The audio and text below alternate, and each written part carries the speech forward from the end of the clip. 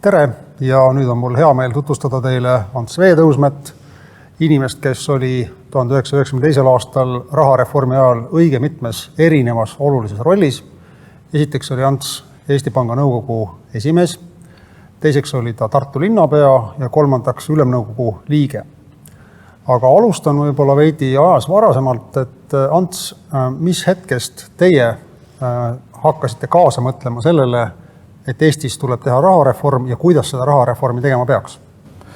No tegelikult kaudselt ju minu osa algas ju siis, kui sai loodud Tartu Kommertspank, mis tähendas ju sisuliselt ka seda sama mõtlemist, et teha ikkagi Eestis oma rahamajandus, aga reaalsemaks läks ta juba Ülemnõukogus, olles Ülemnõukogus majanduskomisjoni esimees, siis tuli selle peale mõelda, kuidas majandus käivitada ja pärast seda, kui mind valiti ka Eesti Panga nõukogusse algul liikmena, kuna esialgu oli Panga nõukogu esimees ja president ühes isikus, otsas on hiljem alles Panga nõukogu esimees valiti eraldi.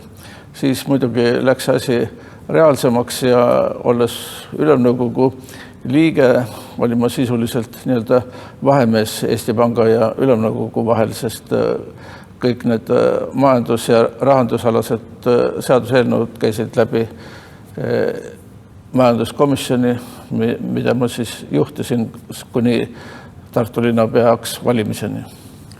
Kõigepealt oli ju nii, et oli kaks võistlevat kontseptsiooni selle kohta, mis Eesti Pank on ja kuidas Eesti raha hakatakse tegema. Oli nii-öelda Otsassoni kontseptsioon, mis valmis Eesti Pangas ja oli Puukraagi kontseptsioon, mis oli siis valminud Savisaare valitsuse tiiva all. Mille poolest need kontseptsioonid erinesid?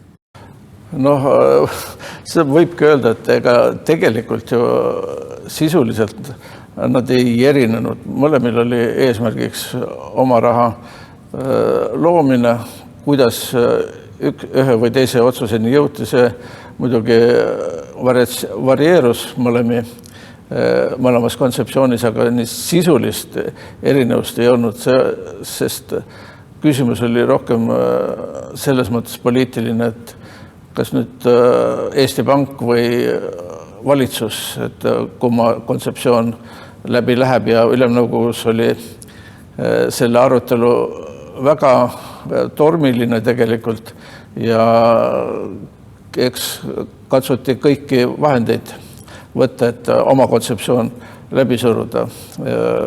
Miks läks läbi ikkagi Puukraagi ehk Edgar Savisaare valitsuse kontseptsioon on, ma arvan, ka selles, et nende kommunikatsioon oli tunduvalt parem kui Eesti Panga oma, sest Rein Otsasson, olles küll Eesti Panga president, ei suutnud nii palju saadikutega tööd teha, et tema kontseptsiooni oleks eelistatud. Aga Puukraag, vaatamata sellele, et ta eesti keelt ei osanud ja oli välismaalane, oli ta jälle hea suhtleja ja tõepoolest ta rääkis paljude inimestega ja talle meeldis suhelda erinevalt Otsassonist. Ja kuna mina teadsin Puukraagi juba varasemalt ajast, kui ta tuli Eestisse, sisuliselt Rudolf Jalakas tõi ta Eestisse kuna ta ise ei tahtnud tulla pidevalt Eestisse Tartu Kommertspank aitama, siis ta pakkuski Puukraagi välja. Sellest aastast ma juba teda teadsin ja see oli võib-olla ka üks põhjus, miks mina eelistasin Puukraagi kontseptsiooni, aga see ei olnud ainus põhjus. Kui kirjeldada seda ajalist liikumist rahareformi poole, siis kuidas see välja nägi, et 90. aasta kevadel tuli kokku uus Ülemnõukogu, mis oli esimene sisuliselt vabalt valitud Eesti parlament, kuigi Eesti oli ametlikult taasiseseisvunud, siis oli juba selline poliitiline loosung oli olemas, et tuleb taastada Eesti Pank ja tuleb hakata ka töötama selle nimel, et Eestis hakkaks kehtima Nõukogude rubla tasemel Eesti kroon. Kuidas see liikumine nüüd juuni 1992 ja reformid tegeliku toimumise poole toimus? No liikumine oli ju väga mitmepalgeline. Mis seda tegelikult ka kiirendas, oli see sularaha puudus, mis valitses tollel ajal nii Eestis kui üle terve liidu. Ja see kahtlemata oli üks põhjus, miks ei saanud rahareformi hiljemaks enam jätta.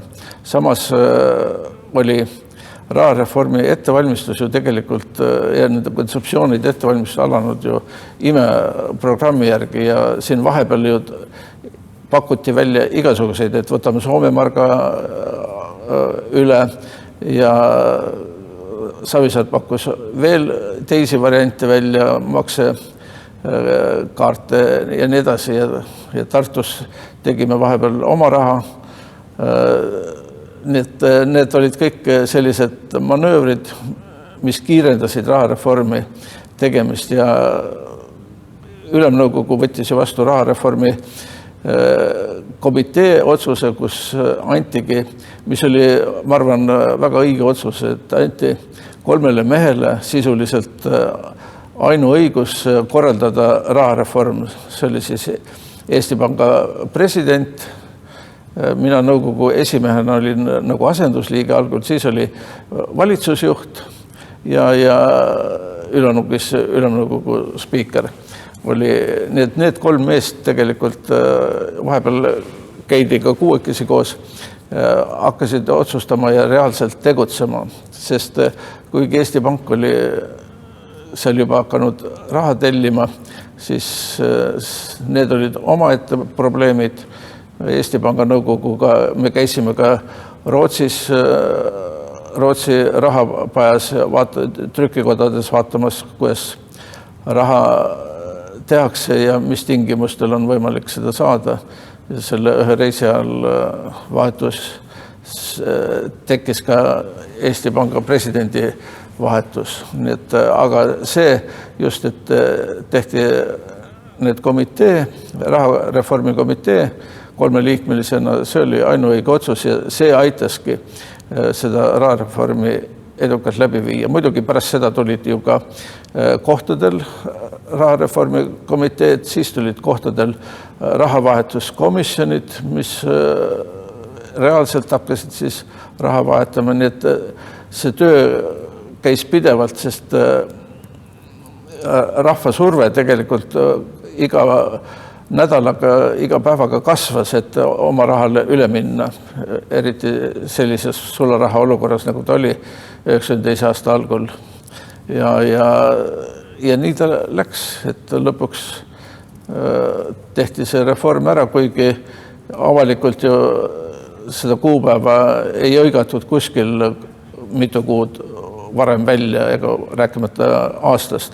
Nii nagu siin vahel meil praegu on kombeks, et kui ühte asja hakatakse tegema, siis räägitakse 5 korda, vähemalt enne kui asi tehtud saab, aga seal oli vastupidi, et räägiti vähem, aga asi sai reaalselt tehtud, vaatamata ka nendele välismaa nõuandjate, ekspertide nõuannetele, et see ei ole võimalik rahareformi Eestis läbi viia sellisel kujul ja oodake, aga viisime läbi, sest kõik tahtsid seda, terve rahvas.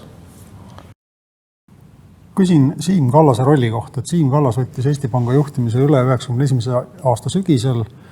Millises olukorras Eesti Pank siis oli ja millised olid need Siim Kallase, tema uue meeskonna esimesed ülesanded, millest nad pidid rahareformi tehes alustama või kust nad siis pidid jätkama seda otsesoni asju?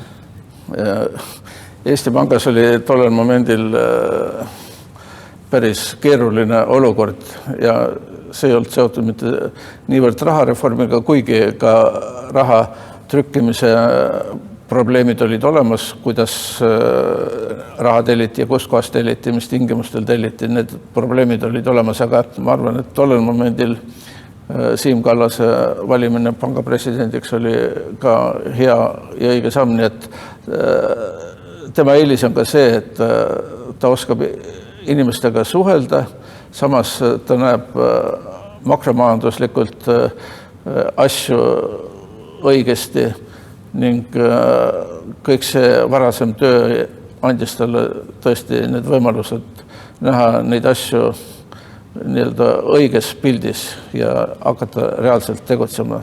See on ka muidugi väga tähtis, et meil on väga palju mõtlejaid, kes teavad, kuidas teha, aga ei tea, ise ei oska teha seda. Ja siis tekibki see, et mõtted on head, aga asjad ei saa teoks. Tagantjärgi, kuidas te tänapäeva inimestele selgitate seda, et toonane parlament ehk siis Ülemnõukogu oli nii usalduslik, et ta loovutas põhimõtteliselt oma seadusandliku võimu rahareformi tegemiseks käest ära ja ise jättis endale üsna sellise napi formaalse seaduseelne heakskiitmise rolli ilma neid sisuliselt arutamata? Jah, see oli tõesti imelik, et Ülemnõukogu sellega nõustus, aga ju ilmselt siis nii Eesti Pank kui majanduskomisjon suutis Ülemnõukogule tõestada, et see on ainuvõimalik tee ja kuna paljud, kõik olid tulnud ju Nõukogude Liidust ja ei tahtnud seal olla, sest Ülemnõukogusse tulid ju inimesed praktiliselt, kui me jätame Vene poole välja, siis ikkagi kõigil oli üks loosung, et Eesti saaks vabaks ja ka vaba saab Eesti ükskõik mis liik olla ainult siis, kui ta on ka majanduslikult sõltumatu ja seda ju saab teha ikkagi ainult läbi oma ühise raha, mitte läbi rubla. Kui tõsised vaidlused teil Ülemnõukogus majanduskomisjonis olid, et millised argumendid olid selle vastu, et usaldada väikese hulga inimeste kätte rahareformi tegemine, Eesti Panga kätte see rahareformi tegemine? Majanduskomisjonis muidugi vaidlusi oli, kuna põhimõtteliselt ühes laua otsas istus Ilo Uluots, teises otsas oli Ivar Raig ja mina olin seal keskel, siis nende erinevad vaated tuli kuidagi kokku viia. Aga samas ega nad olid selles mõttes ikkagi maa peal ja reaalpoliitikud, et nad ikka teadsid, kui kaugele võib vaidlusega minna ja mida vaielda ja mida mitte vaielda.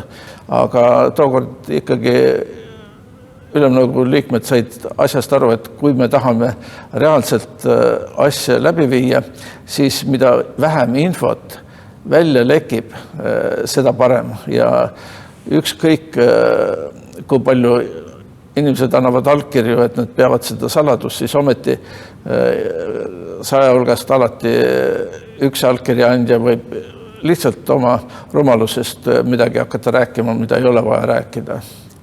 Ja nii nad olid nõus kõik, ei olnud probleemi lõppkokkuvõttes.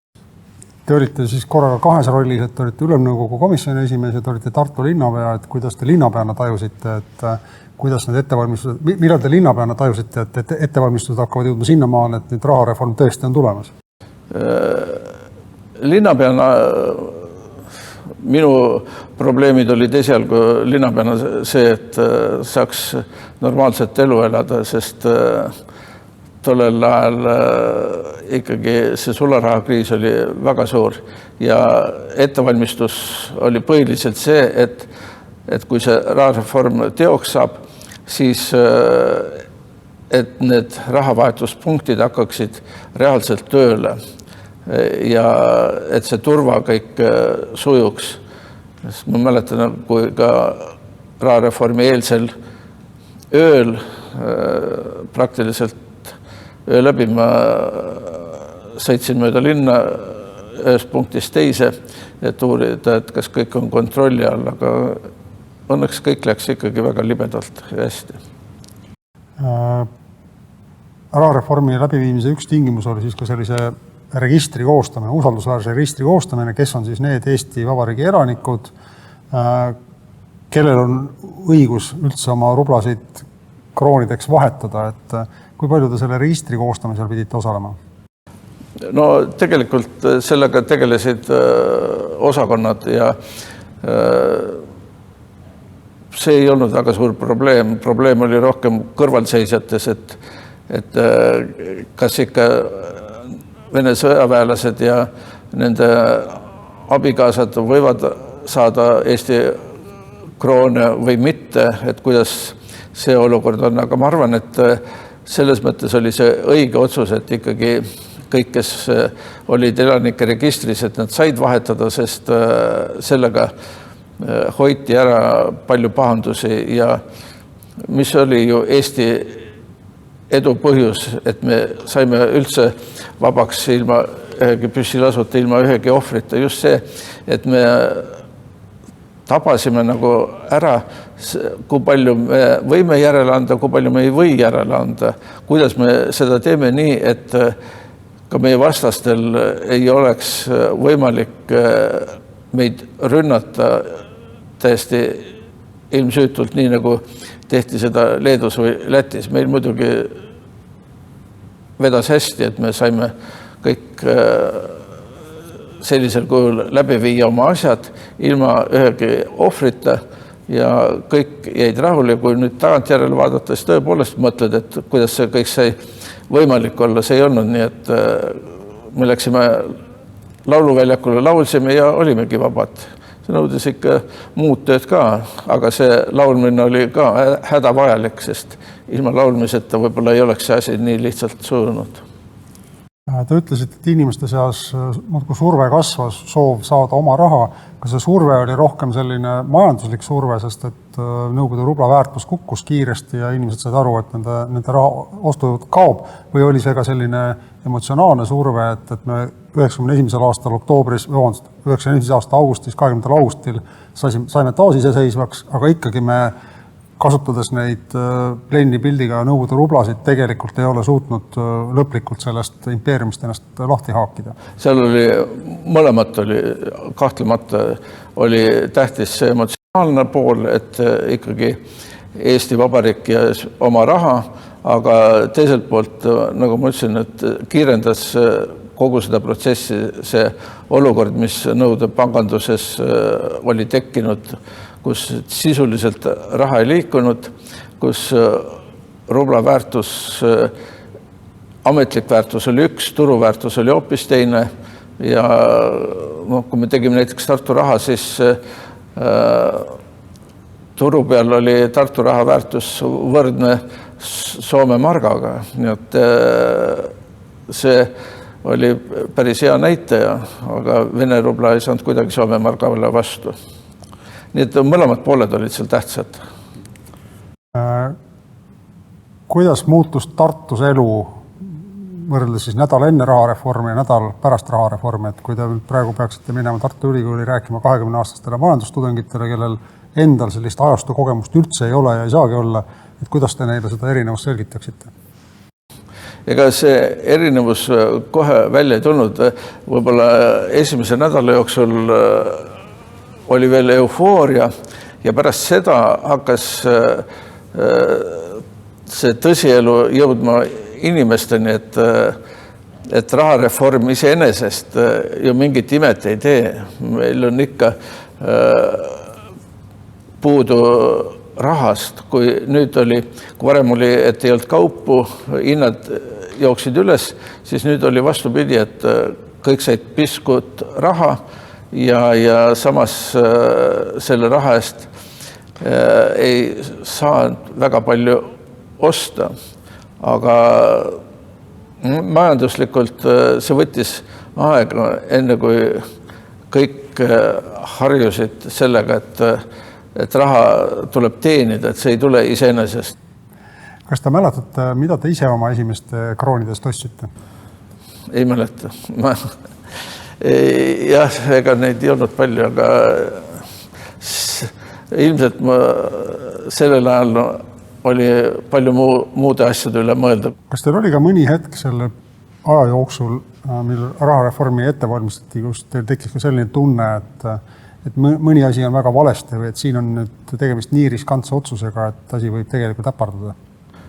Ei, sellist tunnet ei olnud, sest ma ütlen, et reformi ikkagi viisid läbi ja valmistasid inimesed, kes olid oma ala asjatundjad ja kuna sellist poliitilist kemplust ei saanud olla reformi salajase ettevalmistuse tõttu ja ei olnud ka nii-öelda rahvapoolset emotsiooni, mida alati kuskilt võib leida, siis see reform tehti ikkagi nii, nagu ta pidi tegema, mis on mõned väiksed asjad ja see on loogiline, aga niisugust, et suurt, et nüüd midagi on täiesti valesti või niimoodi ei saa teha, ei tohi teha, seda ei olnud. Teil ei olnud sellist tunnet, et nagu mõned toonased poliitikud, teie kolleegid Ülemnõukogust ütlesid, et sügiseks on Vene rubla tagasi ja Eesti kroon on läbi kukkunud? Ei olnud, no ei saanudki olla, sest see ei olnud tõsi. Eesti kroon ei olnud läbi kukkunud, vastupidi, ta tugevnes, aga lihtsalt kõik võib-olla ei saanud aru, et mitte Eesti kroonist ei olenenud kogu majanduse olemasolu allakäik tollel perioodil, vaid need põhjused olid muud. Samamoodi on ju praegu, ega siis see, et meil hinnad tõusevad, ei tähenda seda, et me halvasti juhime ja kõike teeme halvasti, vaid see ongi see ülemaailmne kontekst, mida tuleb arvestada, aga mida emotsionaalselt on raske arvestada. Ikka kergem on öelda, et pank eksis, valitsus eksis ja halvad juhid on, vahetame välja. Siin praktika ju näitab, et võid vahetada välja keda tahes, mõne ikka kõik on endine. Kuidas te tagantjärele tarkusega hindate seda, et millise arengu tõuka andis 92. aasta rahareform Eesti majandusele ja laiemalt Eesti ühiskonna arengule? Kõigepealt usaldus Eesti vastu kahtlemata tõusis selle oma rahaga, sest oma raha oli meil ju sisuliselt kindlustatud Eesti metsaga tagatud ja see näitas ka meie välispartneritele, et me ei sõltu enam sellisel määral Venemaast, kui me olime sinnamaani sõltunud ja eriti just rahvusvahelises arveldustes. See oli väga tähtis, et Eesti valuuta oli ka konverteeritav ja kõik, kes soovisid, said Eestisse investeerida ja ei pidanud kartma seda Vene rubla kukkumist. See näitas ikkagi, Eesti on iseseisev ja saab kogu aeg tugevamaks. Küsin veel ka seda, et te olite seotud Tartu Kommertspangaga, et kas rahareformile järgnenud see tormiline pangandussügis, kus nagu varem tekkinud tol hetkel suured võimsad pangad sattusid suurtesse raskustesse, kas see oli paratamatus, mis tulenes lihtsalt rahareformi loogikast, kus kogu finantssüsteem? Ühelt poolt oli mõnes mõttes paratamatus, sest neid panku tekkis ju väga palju sellel perioodil ja 2/3 nendest pankadest tekkisid Tartu Kommertspanga filiaalidest. Ja muidugi see esialgne pankade edu võib-olla uinutas juhte, kes tollel ajal neid panku juhtisid ja nad võtsid liiga suuri riske nii laenude kui oma majandustegevuse jaoks. Ja mida suurema riski sa võtad, seda suurema kasumi sa saad, aga samas seda suurem on tõenäosus, et see riski ei õigusta. Kas teil Tartu linnapeana ja Ülemnõukogu komisjoni juhina oli ka tollal suhtlust välispartneritega, siis kas Balti poole või Lääne poole, et kas tunti huvi, muretseti, anti head nõu? Tegelikult, kui ma nüüd linnapeaks sain, siis ma enam komisjoni esimees ei olnud. Aga seda muidugi peab ütlema, et neid välissuhtlust oli riigivisiite ka, kus ma isegi olin. Aga mis on veel huvitavam võib-olla see, et sellel perioodil väga palju igasuguseid tegelasi hakkas tulema nii Ülemnõukogusse, minu juurde, aga ma tean ka, et president Rüütli juurde, tolleaegne Ülemnõukogu esimees juurde tulid oma eriliselt heade pakkumistega, ja ma arvan, et kui oleks keegi teine olnud ja neid pakkumisi vastu võetnud, siis me oleme neid näinud, mis siis oleks juhtunud pärast. Need jah, selliseid pakkumisi oli ka, need tuli ikkagi ära tunda varakult, et millega ei ole mõtet tegeleda, kui sul on liiga hea pakkumine, siis on näha, et see on suure kasumi otsimine iseendale, mitte Eesti riigile. Aga muud, Eesti Panga süsteemis tõepoolest sai käidud ka Soome Soko pangas ja kogemusi vahetamas ja ülemnõukogus samamoodi Taanis, Rootsis käidud, et kuidas siis oli ju probleem selles, et kuidas välisinvestoreid rohkem Eestisse tuua ja need läbirääkimised olid alati olemas. Kas Tartu tasemel see andis ka tunda, et kui Eesti läks üle oma kroonile, et siis tekkis selline turvatunne Eesti rahanduskeskkonna vastu ja Tartusse hakkas tulema rohkem välisinvestoreid? Jah, tasakes ikka ja kõige suurem muutus oli see, et kui Tartu muutus vabaks linnaks, et ei olnud enam kinnine linn ja siis hakkas investor rohkem huvi tundma Tartu vastu ja eks seal oli samamoodi neid erinevaid pakkumisi, mida tuli siis kaaluda ja kõige esimene suurem selline välisinvestor oli see sama Circle K tolleaegse nimega Statoil, kes tuli Tartusse ja tegi bensiinijaamu, kuigi ka sellega oli tohutu sekeldus ja kaebused, aga vana turva asemel sai uus turg, mis nüüd on juba vanaks läinud ja Statoil sai selle territooriumi korda tehtud, kus ta praegugi on, aga jah, sellega oli palju tegemist.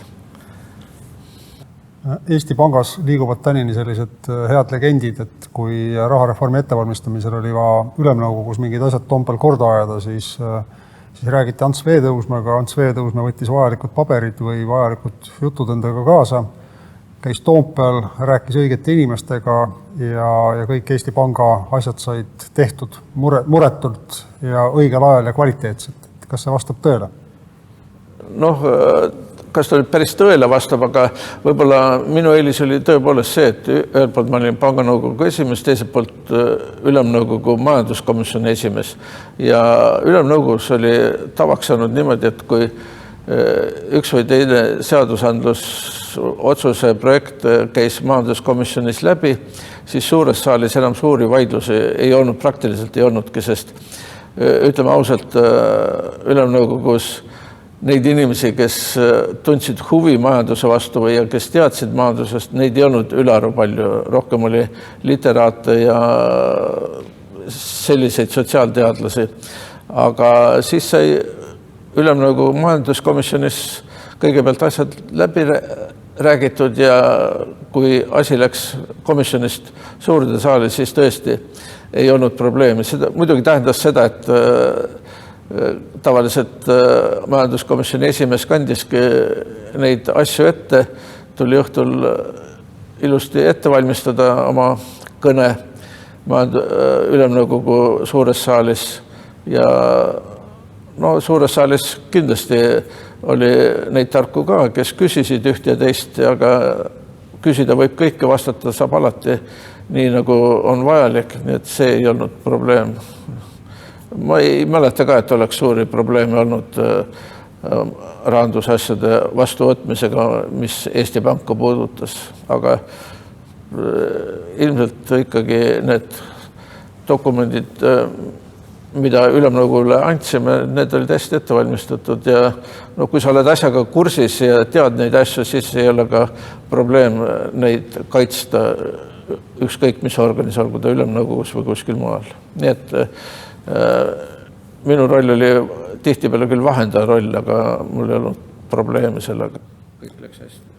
Kas võib ka naljaga pooleks öelda, et siis, kui ülemnõukogu arutas 20. augusti õhtul 1991 õlleaktsiisi, et siis olid kõik rahvasaadikud pädevad kaasa rääkima ja sõnavõtjaid oli palju, aga siis, kui mais 1992 arutati 3 rahaseadust, et siis asjatundjaid oli nii palju vähem, et selle võrra oli ka teil ja Eesti Pangal mugavam ja turvalisem need seadused ülemnõukogust läbi saada.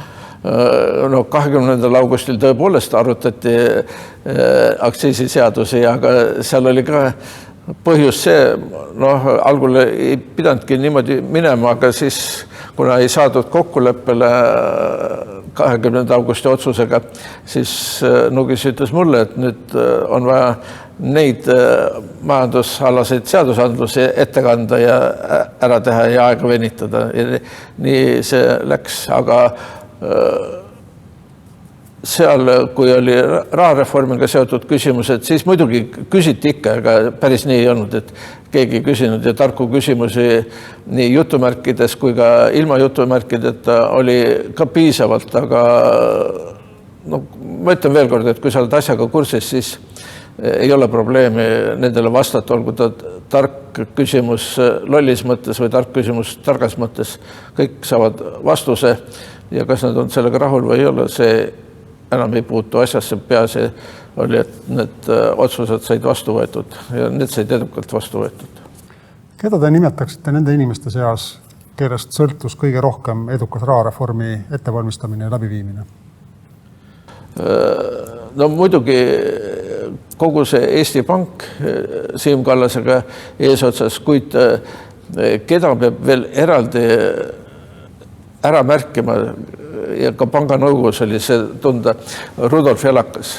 Tema oli tõesti võrratu mees ja tema kogemus ja tema rahulikkus ja tema nõuanded olid hädavajalikud. Ma arvan, ilma temata oleks võinud küll nii mõnigi asi rohkem viltu minna, aga ta teadis täpselt, mida öelda, kuidas öelda ja tema tarkus oli ikka väga suur ja Eesti riik peaks olema talle väga tänulik selle eduka rahareformi eest. Aitäh teile, Ants Veetõusmaa, aitäh teile selle töö eest, mida te tegite rahareformi ettevalmistamisel ja soovin teile siis edukat ja toredat Eesti krooni 30. sünnipäeva. Aitäh, on tore, kui on ikka juubeleid.